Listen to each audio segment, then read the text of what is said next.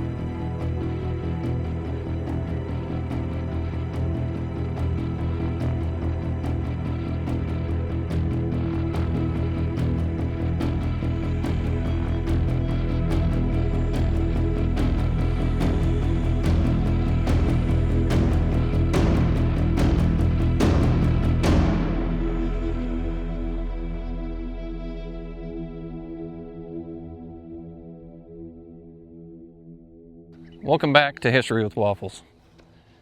Today I'm in Gettysburg, Pennsylvania, and I'm at the site of one of the most overlooked and forgotten stories of heroism and courage here, at the site of Pickett's charge.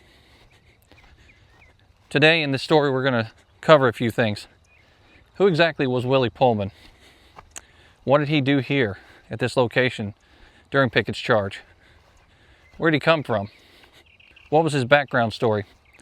What exactly happened to the sword that he was carrying here in his left arm?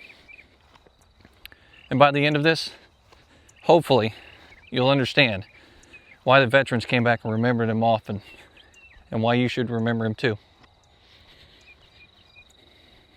Born in 1842 in Borneo, the young man had a rough life as a child. Multiple siblings would end up dying at a young age, and then his mother dies during childbirth. Willie Pohlman is not in a good position in life, and neither is his father. And his father has to make a tough decision. So his father decides to pack up him and his sister Mary and send them to the United States to live with their aunt, Elizabeth. Willie Pohlman makes that trek halfway around the world and ends up spending the rest of his life here in the United States. Most soldiers during the American Civil War grew up in cities here or farms in the United States, but not Willie Pohlman. But he becomes an American citizen regardless. And his last words back home to his sister proves how much of an American he really was. Willie Pohlman grows up in Albany, New York, and he attends Rutgers for theology. But then Fort Sumter happens, and the president of his college ends up giving a fiery speech. It moves the man, and he decides that he has to be a part of the American Civil War. He has to protect his country. So, just like a lot of young men did back in those days, he went down, he signed up to do his part. And that's how Willie Pohlman ends up in the American Civil War. From the 1st New Jersey to the Signal Corps to the 59th New York, young Willie would rise rapidly, and his enlisted men would emphatically trust him, no matter what.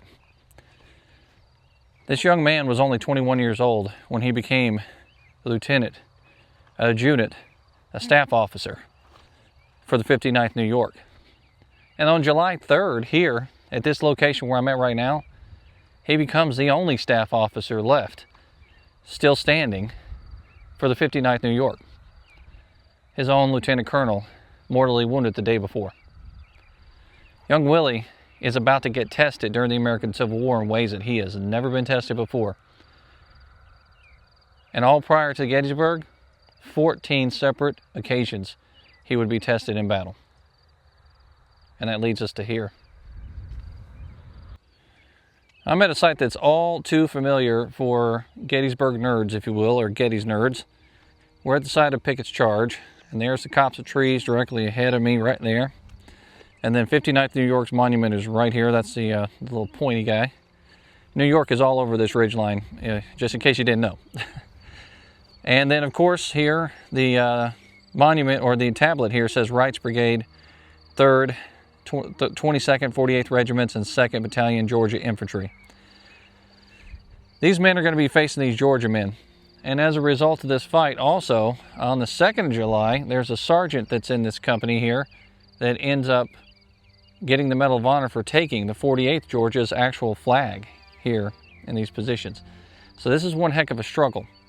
But between pole to pole, you have Pohlman out here all over the place at once. The assault comes on hard on July 2nd. And the lieutenant colonel, like we said, ends up falling mortally wounded. But as a result of him falling mortally wounded, there's another man that's placed in charge.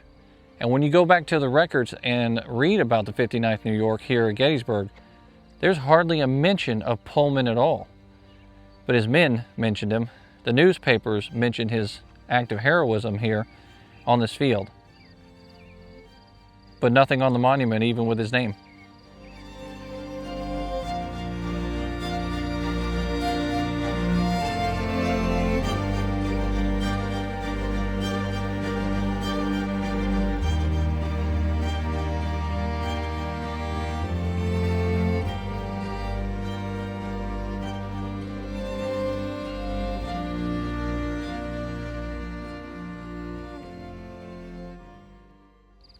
So like we said before, July 2nd, General Ambrose Wright's men come up here to fight in this location.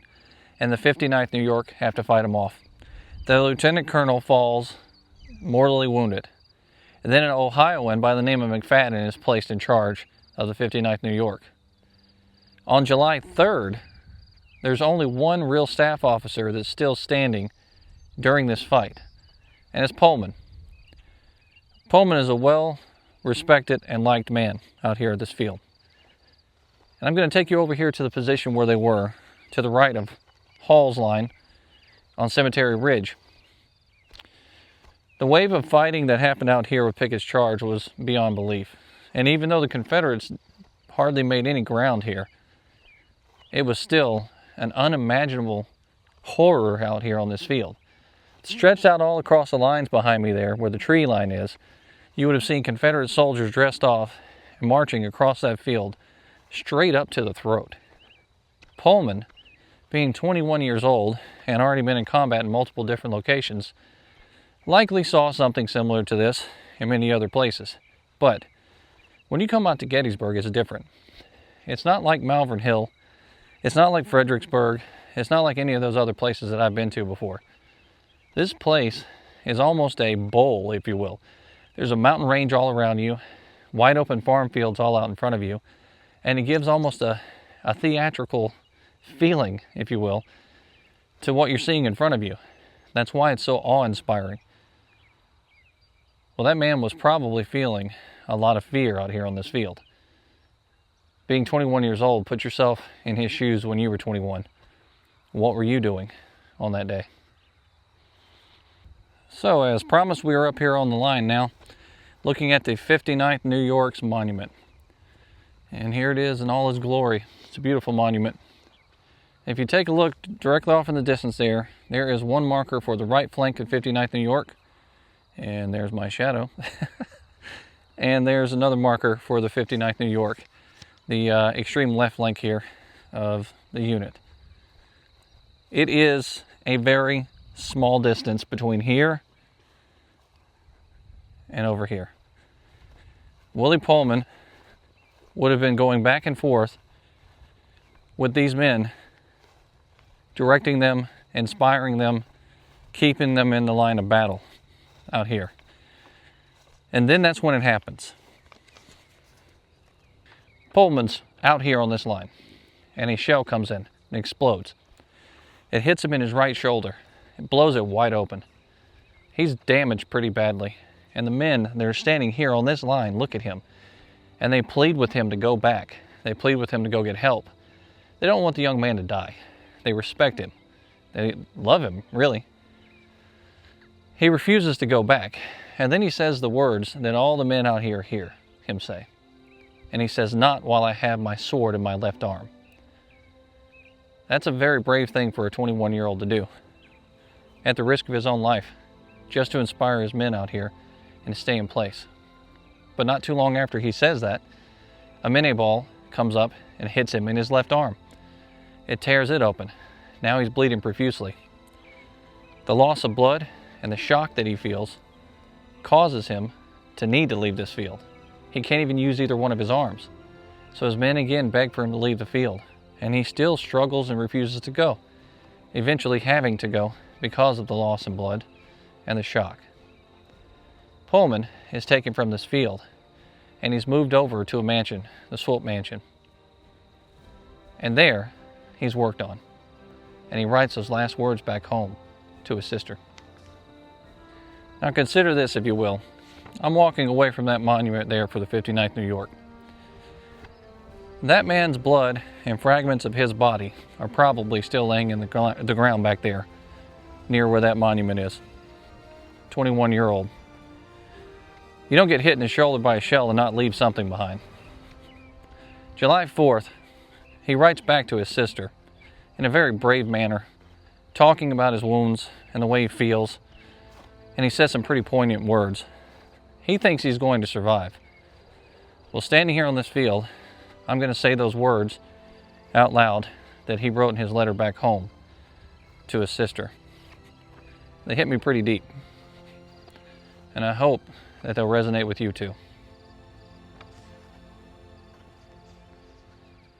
Pohlman writes back home to his sister Mary, although he can't use his own hands and someone else has to do the writing for him. And he writes, "I bear honorable wounds in my country's cause. The wounds are slight, but still forbid my using a pen at present. I shall soon write again concerning my whereabouts. Until then, farewell." Pohlman believed he would recover, and he never would. On July 21st, he died of infection at Camp Letterman. I bear honorable wounds in my country's cause. Those are the amazing words that that young 21-year-old man writes back home to his sister. This is a man that was born in Borneo, makes his way to New York because his father sends him here. He's been completely disconnected from his father, from where he came from, and somehow he feels so inspired to say that it's for his country's cause. He's adopted this country in his thoughts, his prayers, and his every being about himself.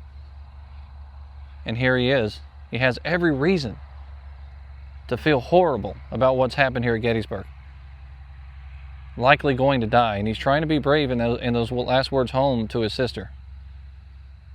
But even in his failing health, he still has the courage to say that he bears honorable wounds in his country's cause.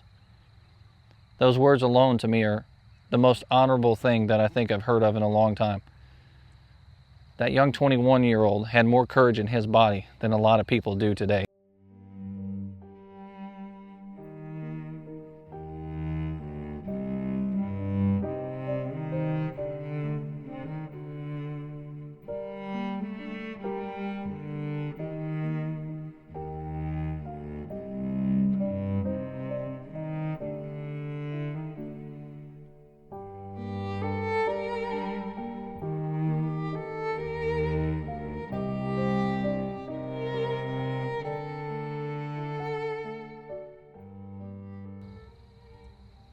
This is an inspiring place to stand. And there were so many stories out here like that. And you've likely never even heard of his name. But what happened to the man's sword?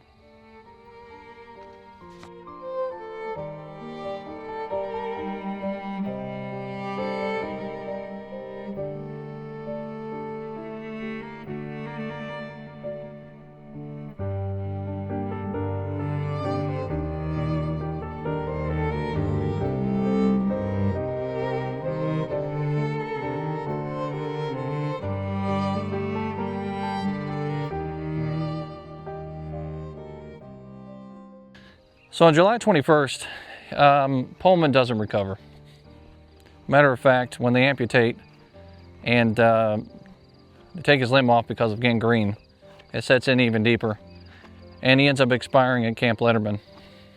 Those words back home would be the last words he'd ever write to his, or even utter to his family. And they would send him back home so he could be buried. But the sword that his Aunt Elizabeth gave him going into combat ends up missing. Now, we don't know if somebody in Georgia took that sword out here or if it was laying on the field and it ends up in a collection somewhere, private collection, or if maybe it's even still buried in the ground out here somewhere. We'll never know, because it was never recovered and no one's ever shown it since. But we do know that the scabbard that that sword went into was recovered, and it was sent back home. It was a blood-soaked scabbard, but that was all that was left. Nothing more. And that young 21-year-old's life ends right here in Gettysburg on the 21st of July, 1863. Of course, I'm going to do a nice tour around this monument here for the 59th New York so you can get a better look at it. I've kind of been neglecting to do that as I tell these stories. So on the front-facing side here, right in front of the Copse of Trees, you can see that there is a Excelsior badge there on the top, and then you got the clover at the very top. Working your way down the monument, it says 59th New York Infantry, 3rd Brigade, 2nd Division, 2nd Corps, and then of course the crossed bayonets here with the cartridge box on the front side adorning it. Making our way over to the left side. From the top all the way down, you can see mustered in July 4th, 1861, participated in 29 engagements, mustered out June 30th, 1865. There's some pretty neat stuff there. And then going around to the side facing the enemy, 4 companies of this regiment held this position, July 2nd and 3rd, 1863, where Max A. Thoman, Lieutenant Colonel in command, fell mortally wounded. Casualties, killed 6, wounded 28.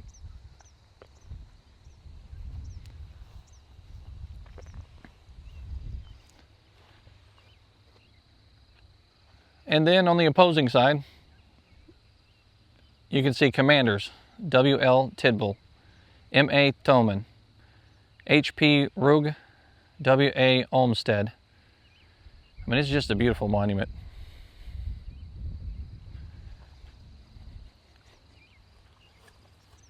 I mean, look at the details in this thing. This monument was placed out here in 1889. So it is likely that the veterans, what were left of them, if there were any left, came out here and dedicated this monument with New York placing it. I could not find any photograph online of veterans being with this monument. That's not to say that there's not any. There could be some sketches or something like that were out there in historical newspapers, but I just can't currently find any.